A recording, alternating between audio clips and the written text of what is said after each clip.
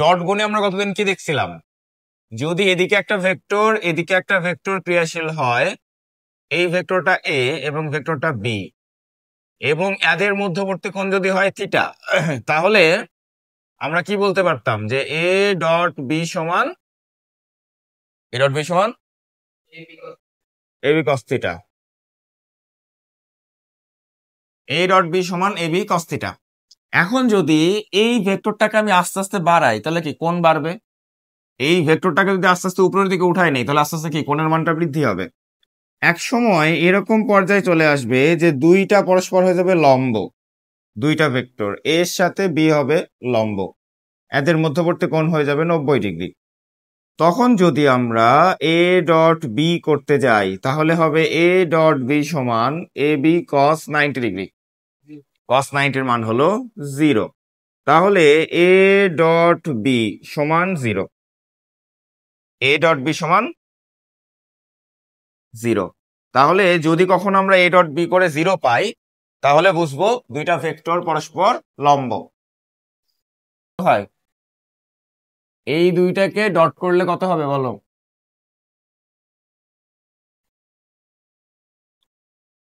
2 minus 3 কেন, 2 minus 9 plus 7, এই তাহলে 0। 2 মাইনাস 9 প্লাস 7, তাহলে এটা হলো 0। ঠিক আছে, তো ডট গুণ যেহেতু 0, তার মানে আমরা বলতে পারবো যে এ আর বি এর মধ্যে সম্পর্ক কি, লম্ব। এ এবং বি ভেক্টর দুইটা হবে লম্ব। এরপরে দেখো এরকম প্রশ্ন আসতে পারে পরীক্ষায়, এ একটা ভেক্টর, এরকম প্রশ্ন আসবে এমসিকিউতে, প্রচুর প্রশ্ন এরকম এমসিকিউতে আসবে যে এক্স এর মান কত হলে এ আর বি পরস্পর লম্ব হবে, এক্স এর মান কত হলে। তাহলে লম্ব হওয়ার জন্য, এই লম্ব হওয়ার জন্য আমাদের শর্তটা কি, ডট গুণ 0 হওয়া। তাহলে আমরা লিখব a dot b is equal 0, বা এ ডট বি, তাহলে আই আই 2 মাইনাস 3x তারপরে 7 সমান 0।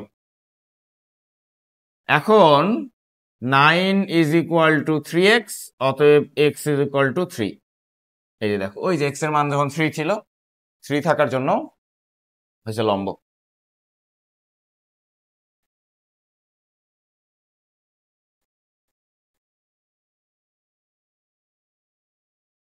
মধ্যবর্তী কোণ নির্ণয়, মধ্যবর্তী কোণ নির্ণয় মানে হলো থিটার মান।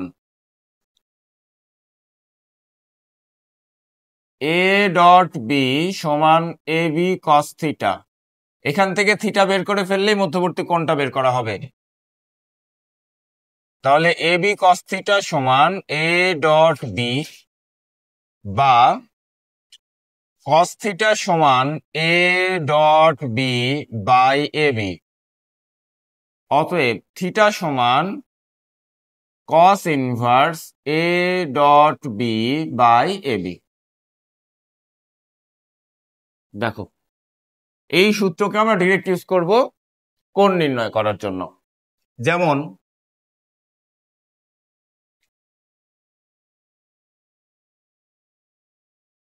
মধ্যবর্তী কোণ নির্ণয় করো। আচ্ছা, তাহলে এইটা হলো কোণ, দেখো থিটা ইজ ইকুয়াল টু, তাহলে আমরা একবার এই সূত্র ইউজ করব, cos inverse a dot b by a B.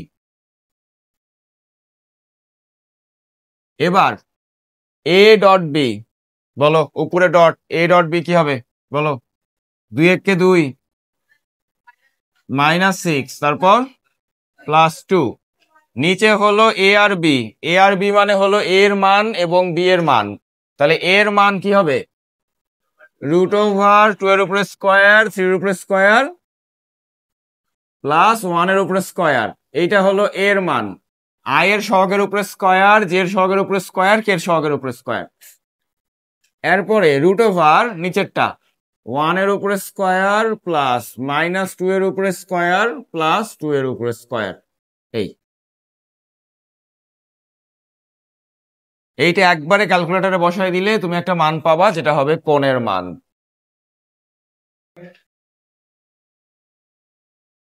এত ডিগ্রি। তাহলে এ একটা vector 2i plus 3j plus কে, ভেক্টরটি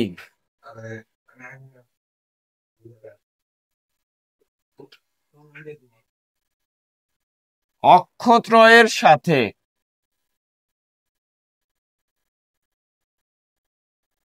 যে কোণ করে তা নির্ণয় করো।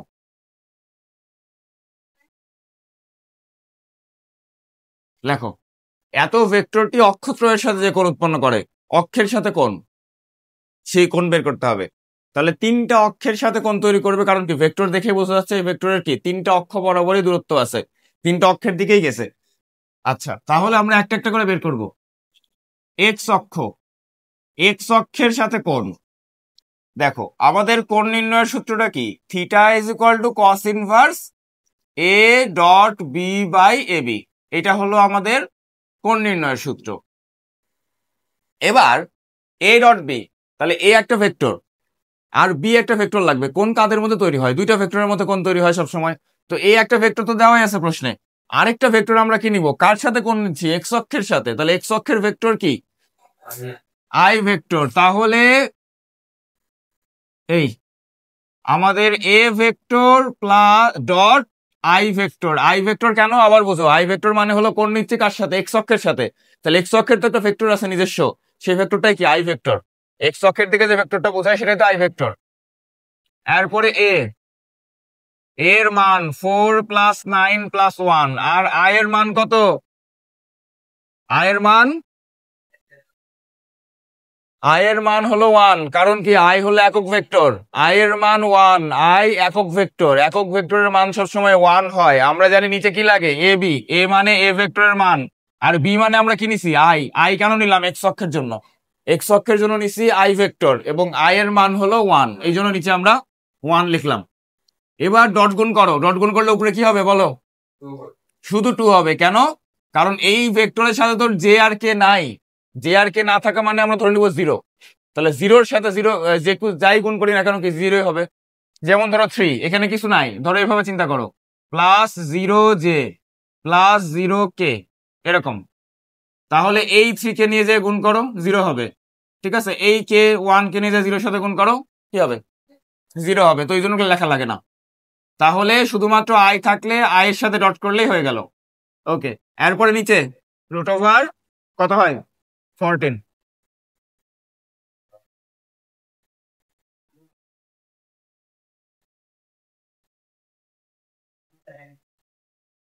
57.69 এত ডিগ্রি।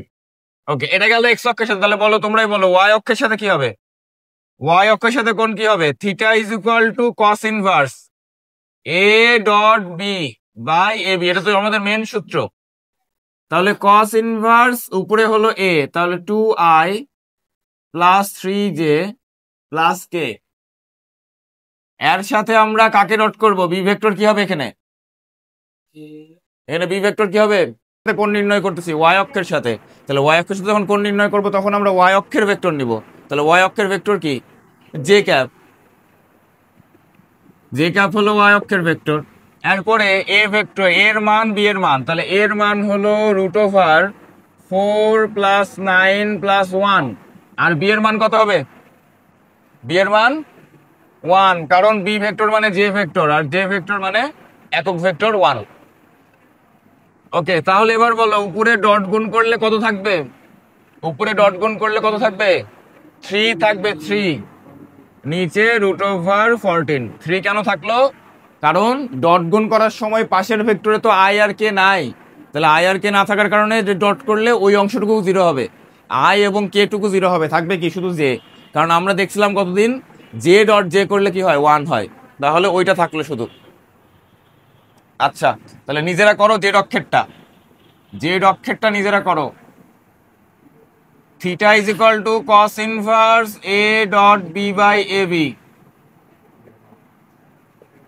তাহলে বলো, এবার একবারে লিখি, বলো দেখি, এ ডট কে নিচে হলো এটার মান 14 সাথে 1, তাহলে cos ইনভার্স 1/√14। এই এই হলো অক্ষের সাথে কোণ, এটাই হলো 3টা অক্ষের সাথে কোণ। লম্ব অভিক্ষেপ। লম্ব অভিক্ষেপ এই শব্দটা তোমরা আগে কোনোদিন শুনছো না শোনো নি? কোথায় শুনছো বলো দেখুন? হায়ার ম্যাথের মধ্যে, জ্যামিতিতে ছিল মনে হয়, অ্যাপোলোনিয়াসের উপপাদ্য ওগুলোর মধ্যে। আচ্ছা, অভিক্ষেপ, অভিক্ষেপের প্রতিশব্দ, বাংলা প্রতিশব্দ কি? অভিক্ষেপের বাংলা প্রতিশব্দ বা সমার্থক শব্দ কি? ছায়া। অভিক্ষেপ মানে হলো ছায়া। এখন দেখো, যদি এই বরাবর একটা রেখা বা কোনো বস্তু থাকে এবং ঠিক তার উপরে এইখানে যদি একটা আলো দেওয়া হয়, এখানে যদি দেওয়া হয় একটা আলো, তাহলে এই আলোটা ধরো নিচে হলো মাটি বা ফ্লোর, এই ফ্লোরের উপরে একটা ছায়া পড়বে। এই ছায়াটা কত বড় হবে? এই ছায়াটা কত বড় হবে? ওই সমানই হবে, ওই বস্তুর সমানই হবে। এরকম এই পাশে আলো আসবে, আলোগুলা এই পাশে আসবে, কিন্তু এই জায়গাটাতে আলো আসতে পারবে না, জায়গাটা ব্লক করে ফেলবে, এই জায়গাটা ব্লক করবে। এটাই হবে সেই ছায়ার দৈর্ঘ্য, এটাই হবে সেই ছায়ার দৈর্ঘ্যটা। আমরা এখানে ওই ছায়ার দৈর্ঘ্যটাই বের করার চেষ্টা করব। ঠিক আছে, তাহলে এইটা যদি কথার কথা ধরো এ ভেক্টর হয়, একটা রেখা যেটা এ ভেক্টর, তাহলে এর যে ছায়াটা পড়বে সেই ছায়ার দৈর্ঘ্য কি হবে?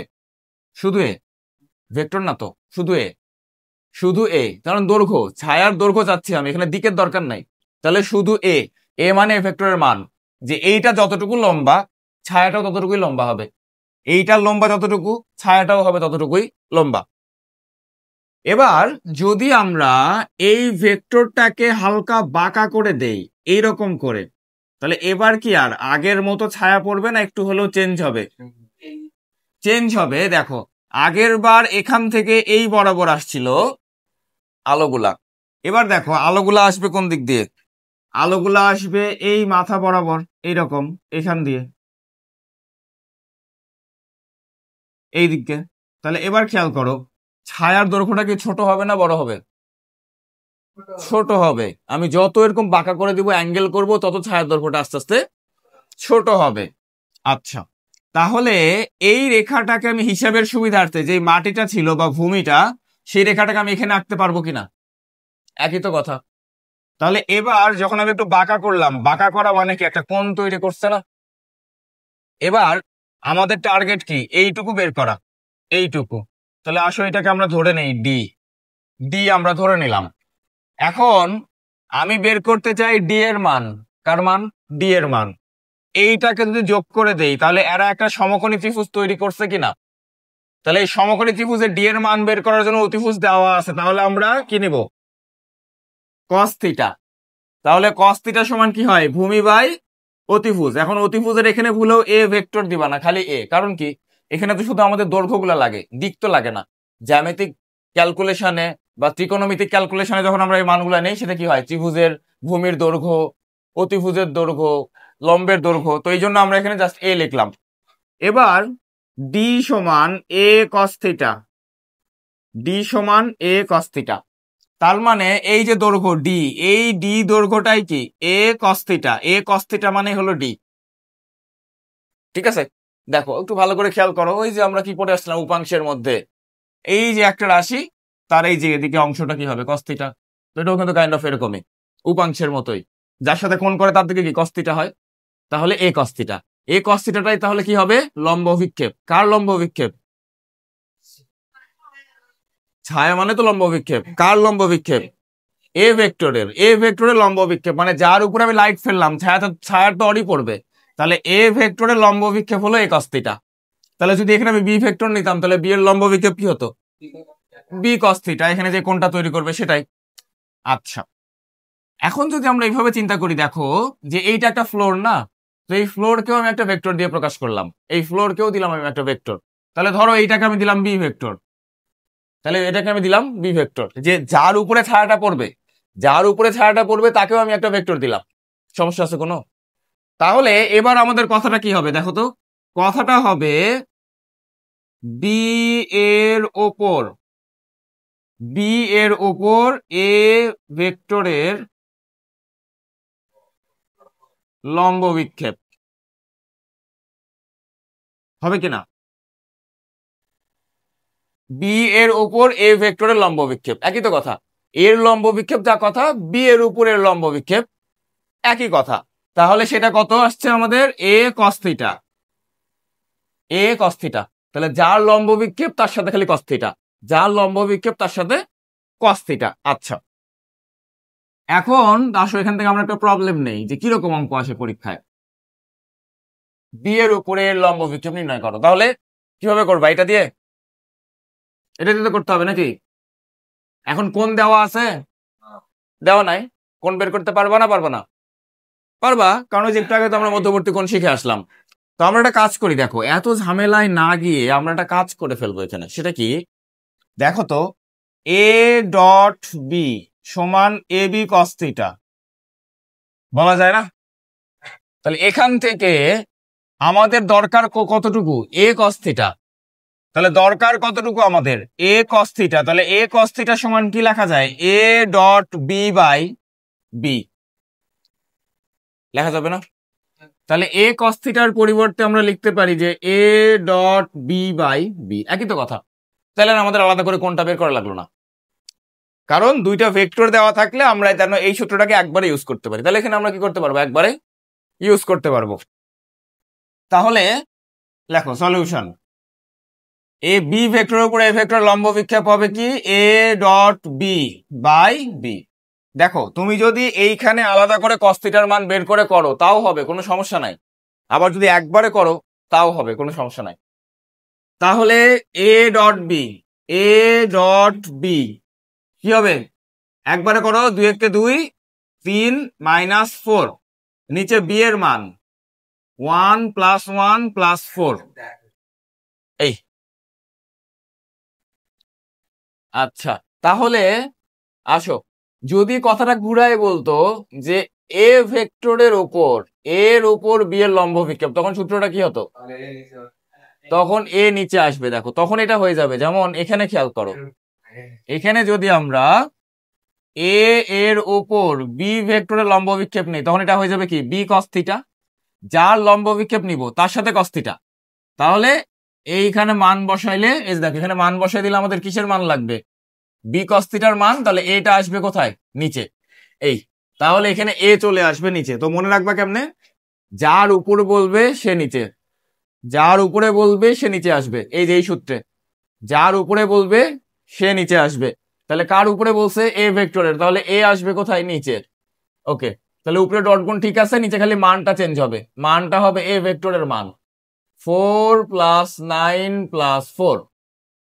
এই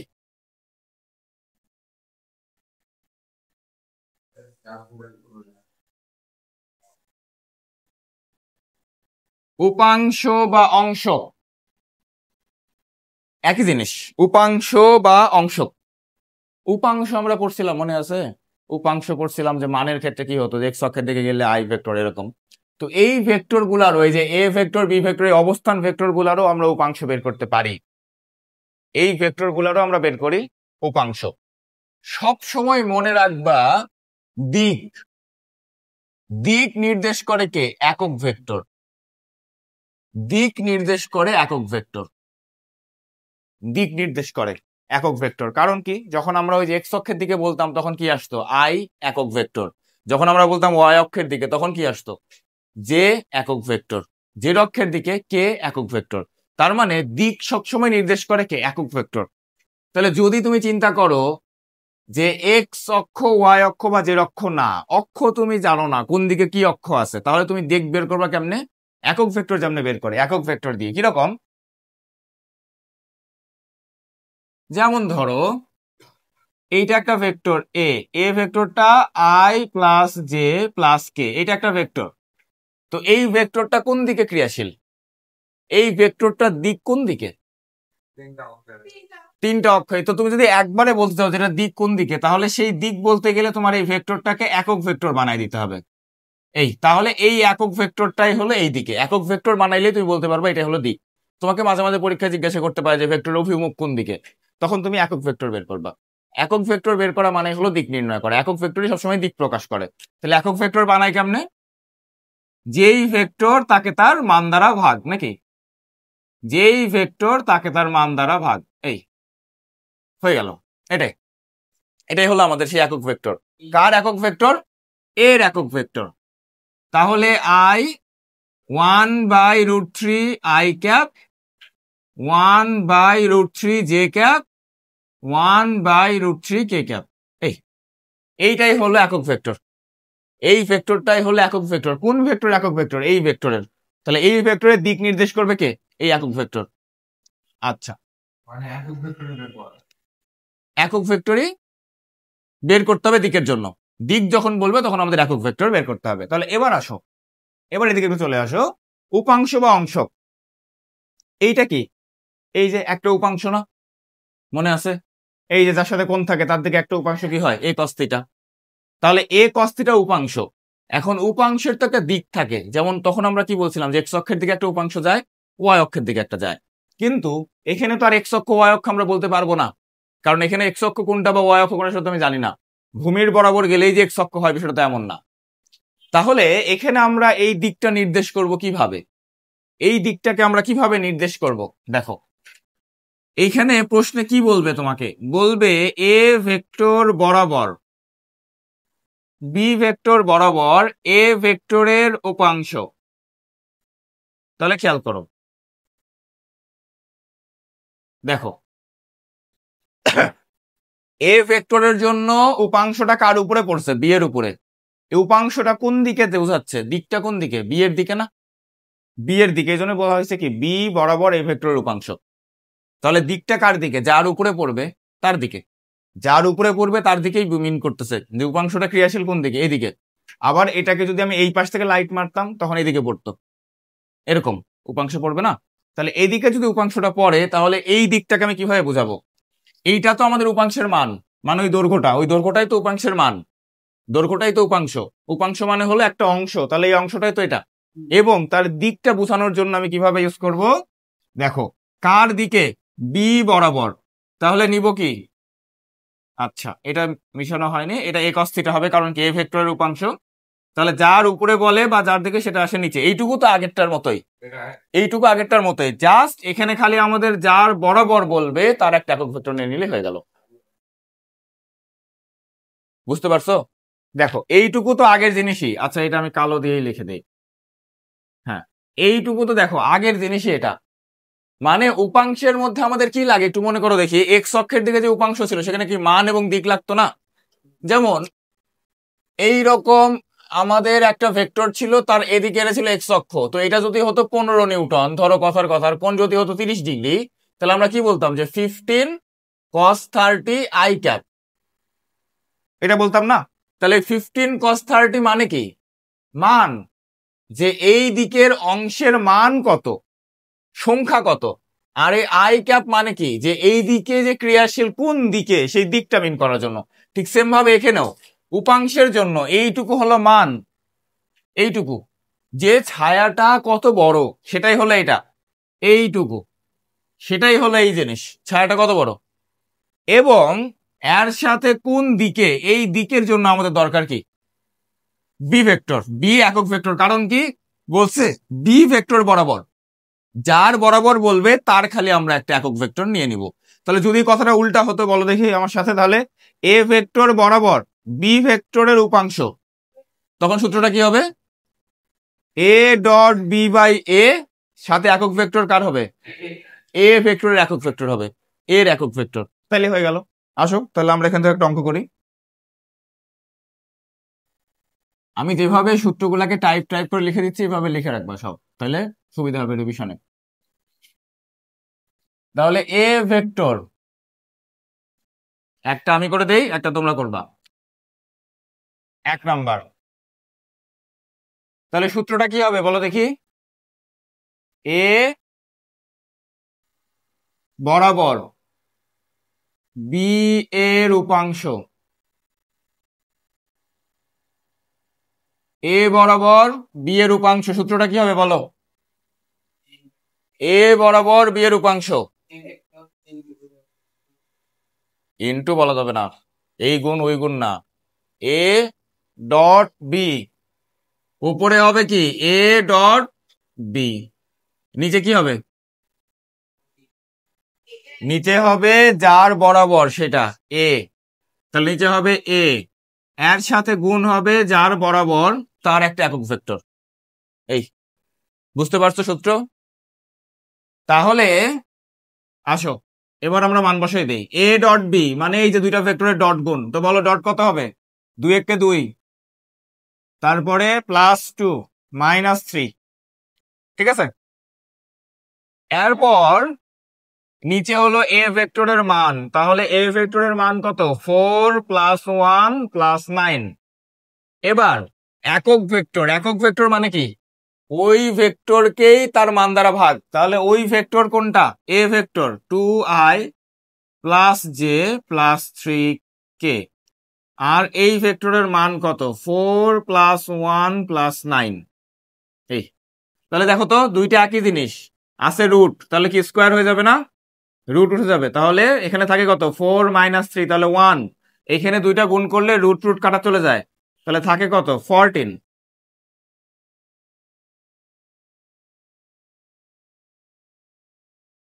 এটাই অ্যান্সার, এটাই সেই উত্তর যেটা উপাংশ বা অংশ।